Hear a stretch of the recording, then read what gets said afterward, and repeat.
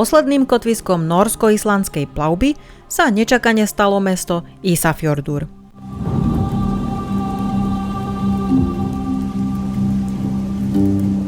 Prečo nečakane? Nepriaznivé poveternostné podmienky totiž prinútili kapitána lode Sky Princess niekoľkokrát zmeniť pôvodný plán a tak sme nakoniec nevideli, čo sme mali vidieť a videli, čo sme vidieť nemali. V Norsku to ešte išlo ako po masle.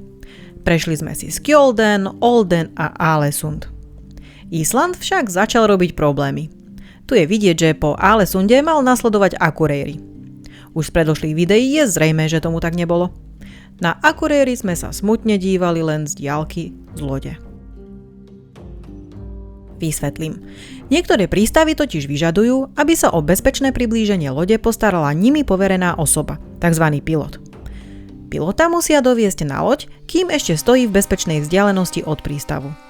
Počasie však bolo tak zlé, že by nebolo možné priviesť pilota v bezpečí na loď. Tak sme sa nedostali ani do Grundarfjörðuru a nevideli sme ani hlavné a najväčšie mesto Islandu Reykjavík. Za to sme navštívili malebné mestečko Seyðisfjörður, no a dnes sme tu.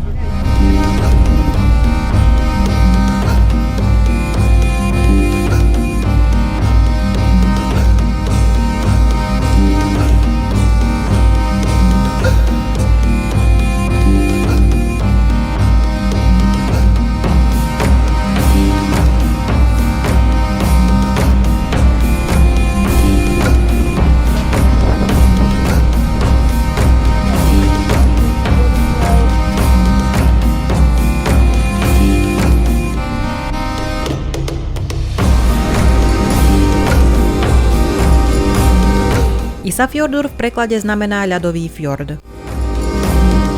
Žije tu 2774 obyvateľov a nachádza sa na severozápade Islandu na polostrove Westfjords. Polostrov je známy ako najchladnejšia oblasť na Islande na úrovni mora.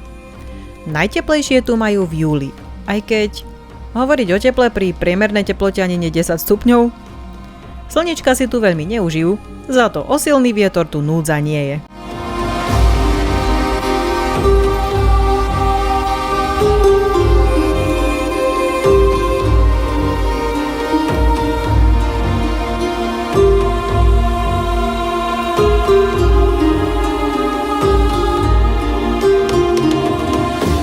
Trafíš na prvú budovu a tá bude plná turistov z Princess Cruises.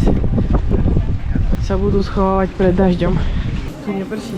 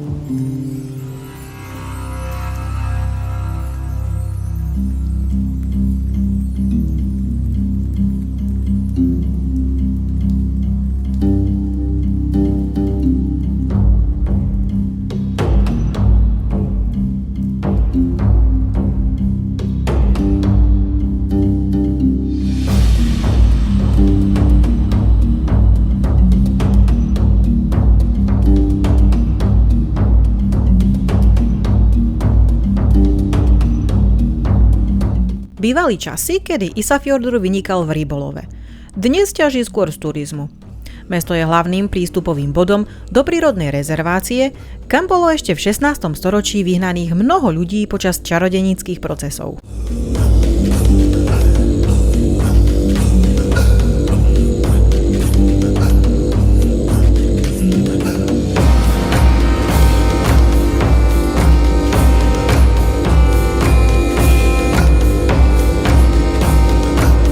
Čím si tu obyvatelia spríjemňujú chladné a veterné dni? Napríklad sa tu koná festival Lyžiarsky týždeň, hudobný festival, súťaž v behu na lyžiach, Futbalové majstrovstvá Európy v močiari? To také je? Tak to chcem ten prášok, v ktorom perú tie dresy. Vyzíráte, my zíráme. Vyzír. Pre tých, ktorí radi pracujú sami a oplývajú hereckým talentom, je tu divadelný festival venovaný umeniu samostatného herectva, teda monodráme.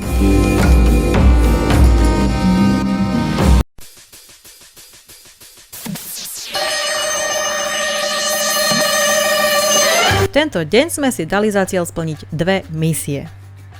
Misia číslo 1. Prenajať si auto, aby sme sa mohli poobzerať po širšom okolí. Akčný gumičkár. V tomto prípade sa tu ponúkajú dve možnosti. Prenajať si auto z letiska, čo je pešo, povedzme trochu od ruky, alebo z asi jedinej spoločnosti, ktorá prenajíma autá priamo v meste. V tomto prípade je nutné navštíviť hotel Ísafjörður,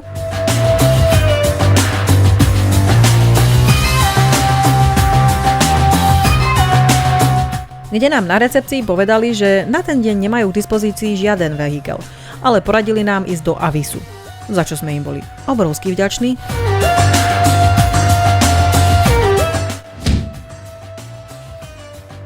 My sme nevedeli, vy už áno.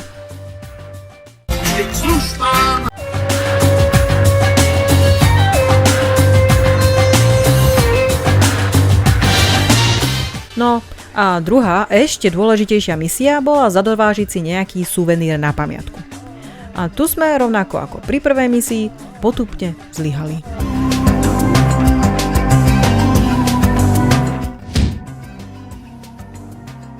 Ani sa nečudujem, že nás nevítali s otvorenou náručou, teda dverami, keďže sme tu vlastne vôbec nemali byť. Všakže Marko?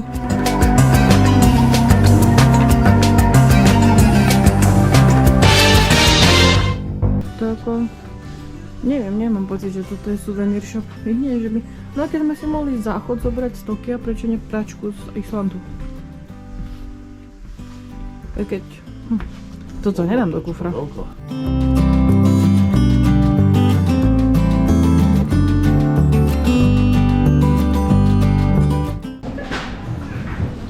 Čo som tak odpozorovala, tak najväčším hobby v tejto krajine je pletenie.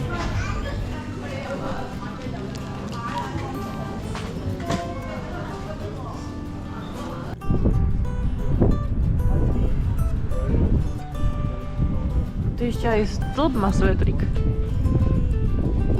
Aj s čopočkami.